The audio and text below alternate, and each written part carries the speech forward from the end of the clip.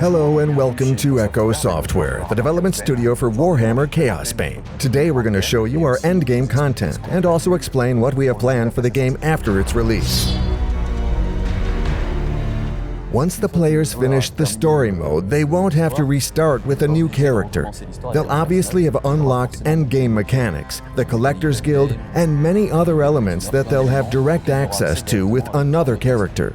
Everything the player wins during the story mode with their main character is shared on the account, meaning that they'll be able to use their money and fragments right from the start with all the characters on their account, even if they create a new one. Once they finish the game, they'll have unlocked the endgame modes and will be able to access them with any character.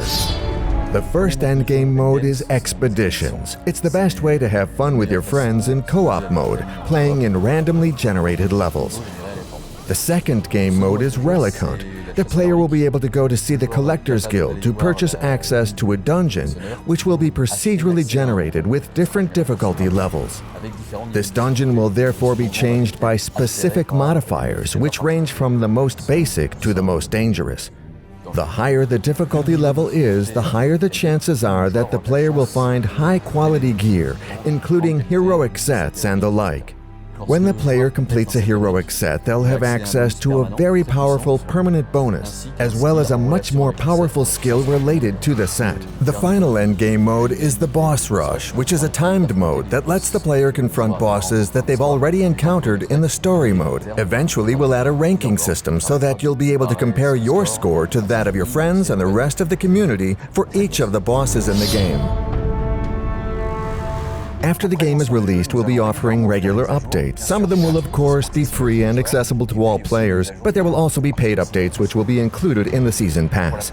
For the first major free update, in addition to the normal daily follow-up that we'll be performing on the game after its release, we'll be offering a new difficulty level as well as new gear. Then for the second, we're going to add a new game mode that the community's asked for many times, Permanent Death.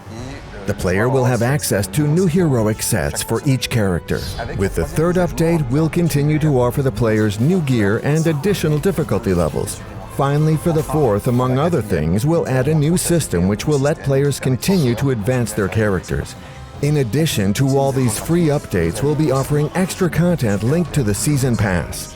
In the first DLC, players will receive new emotes for their characters, as well as a passive skill that increases their chances of finding heroic items. In the second, in addition to a new passive skill, players will also be able to access a new god tree for each character, which will include new active and passive skills. With the third DLC, we'll offer new companions for each of the playable characters. And finally, for the fourth, we'll give players the opportunity to discover an entirely new story with its own unique environments and enemies. I'm happy to inform you that this DLC will be based on a universe that we at Echo Software particularly enjoy, which is the Tomb King.